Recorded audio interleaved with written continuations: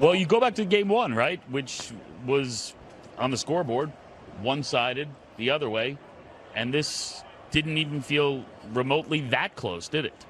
Not tonight. It was the men against the boys tonight. You could see a team that really believes they're a Stanley Cup contender, that they really believe in the system they play. Starts with that fourth line who he starts in the beginning of the hockey games, and they set the tone to get pucks in deep, cycle, take the body, pound, and then the skilled players go out there and they do their thing. Defensively, K'Andre Miller's playing as well as I've ever seen a defenseman play in the Stanley Cup playoffs. He's just solid offensively, but defensively, nobody can get around him. He's like a brick wall, and when he's not out there, Slavin is. So they've got everything going right now. When Anderson had to be good tonight, he was really good.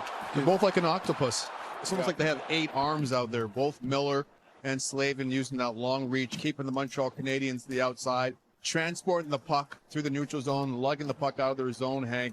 But I also like the way that Aho and Svechnikov got on the board. Yes, Svechnikov's goal is an empty net goal. They all count at the end of the day, and Sebastian Aho continues to play well after being net front presence last game in overtime and then scoring a power play goal in this match. Yeah, and talk about Miller.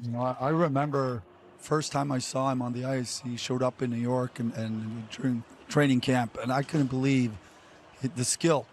His toolbox, you watch him practice and plays like this guy's going to be good, but as a defenseman, a lot of times it's about understanding your position and the gaps, and I feel like it's taken him a couple of years to reach this level now. But to Wayne's point, the way he's playing right now, he really has taken so many steps from when he entered the league. But again, when you break down his game, he's big, he can skate, he can shoot, he can be physical, but to me it's his timing now.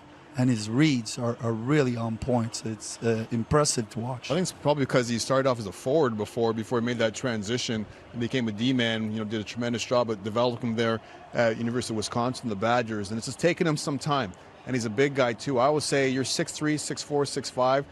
You're going to take a little bit more time than a guy that's maybe 5'10", 5'11", because you're going to grow into your body and feel comfortable and put on that man strength. Yeah. It looks like he's doing it right now. Yeah, look at Chara is a great example of that. I mean, he turned into one of the elite defensemen ever, but the first couple of years, it was a different defenseman than he was at the end. But Miller, I can't say enough good things about how good he's playing. Yeah, he's rewarded highest ice time as far as the Carolina Hurricanes tonight, but it was 4 lines. It was 6D. Their fourth line got their 11 minutes. Everybody was contributing offensively. Everybody had the same mentality, especially in that third period. 19 shots. Like, they didn't sit back and protect that 3-0 lead. Like, they kept coming at them wave after wave after wave. They were physical. You could see the frustration.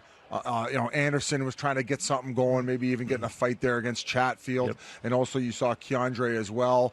You see Carrier with the slash to the back of, I believe it was Aho's leg, or maybe Taylor Hall. So they were frustrated. They look exhausted, and it looks like finally all that hockey is caught up to him. And thank God for Dobish, who, by the way, half the crowd was still here chanting his name as that clock wore down. If it wasn't for him, this could have been 7 or 8. So since Game 2, Montreal... look at the shots right there. Game 3 and Game 4 specifically. Obviously, Game 2, just the 12 shots for Montreal. 43 shots total for them. Since Game 2, 43 shots tonight on the other end of things. I do wonder this. We talked about losing overtime games and how you bounce back from that. At least you're in those games, right? This is different. It felt different tonight. A hockey game, it's about 50-50 battles, hundreds of them, and Montreal lost most of them. And you could tell the first 4 minutes in this hockey game, like, wow, they're in one right now, because you could see they were off in the battle level, execution, the number of missed passes, missed opportunities, taking pucks to the net. They looked tired. They really did. They're a step behind, and that split second of hesitation is all Carolina needs in order to close their gaps, get their sticks in lanes, disrupt pucks, and it was all night. And once again, it was just pure frustration where they couldn't make a tape-to-tape pass. And as you mentioned, Hank, like the first 5 minutes, it's like this is the response you get from really having nothing in the second half of last game as well, but yet still being in it. So even if you go back the last 3 games as far as third periods and even overtime last game, 12 shots on net. That's just not going to cut out in the second half of the game.